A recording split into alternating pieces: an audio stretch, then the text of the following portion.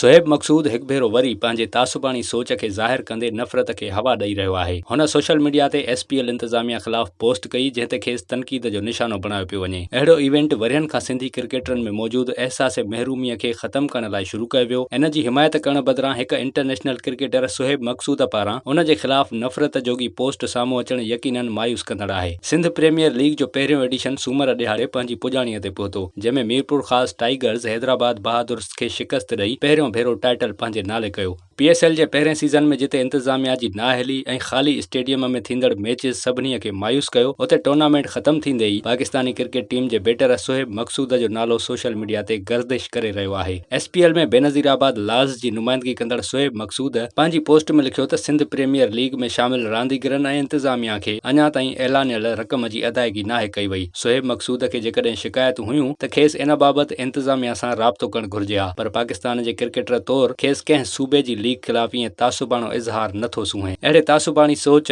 मजमूई तौर ते सॼे मुल्क खे नफ़रतुनि जी नस्ली बाहि में साड़े रख करे छॾियो आहे। नफ़रत मां नफ़रत ऐं तासुब मां तासुब पैदा थींदो ऐं वधंदो आहे। सोशल मीडिया वाहिपेदारनि जो चवणु आहे त SPL हिकु अहिड़ो प्लेटफॉर्म बणिजी सघे थो जंहिं ज़रिए वरियनि खां सिंधी क्रिकेटरनि लाइ पाकिस्तान टीम जा बंद दर खुली सघनि था। SPL जे पहिरें सीज़न दौरान कई अहिड़ा नौजवान रांदीगर पिणु साम्हूं आया जेके सिलेक्टर्स जो ध्यानु पाण ॾांहुं छिकाइण में कामयाब रहिया। इहो पहिरियों भेरो नाहे जो शोएब मक़सूद ते तनक़ीद थी रही आहे। इन खां अॻु शोएब मक़सूद सकरंड पुलिस जी मुबैना रिश्वत वठण वारे वाक़े ते साॻे क़िस्म जो रद्द अमल ज़ाहिर कंदे सोशल मीडिया ते ट्वीट कयो हो ऐं लिखियो हो त सिंध में अहिड़ी हालत ॾिसी मां शुकुर थो करियां त सिंध में न आहियां रहंदो।